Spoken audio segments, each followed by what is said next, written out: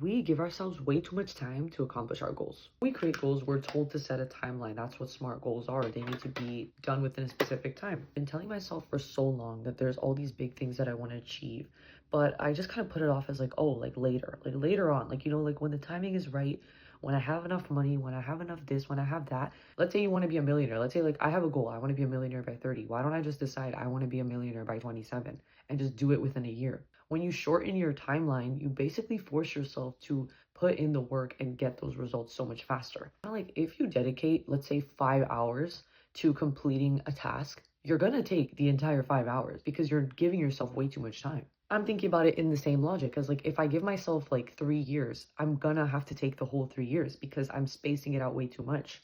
I kept wondering, like, why is it that I'm postponing my successes, basically? I think that we'll always find excuses. Oh, right now we're really busy, or oh, we're not where we want to be in our career. We're not want to be where we want to be in our love life, in our self-development, whatever it is. We can always think of something. There's always going to be something. And I think that goes to show that there's actually never a perfect time to achieve the things that you want. Sure, there may be a time that's not perfect. Like, for example, if like you're going through a really challenging health situation, or maybe you're absolutely down bad financially. Us humans are lazy and we want to take the path of least resistance. And when you create a goal that's so large, but you give yourself so much time to do it, the path of least resistance is just not doing anything towards your goal. I literally started a cafe series where I'm like, I want to build a cafe from scratch. And as I'm doing this series, I'm thinking in my head, yeah, but this is going to be like a few years in the process, right? Like I'm going to probably have to take like at least like 3 years to do this. Why?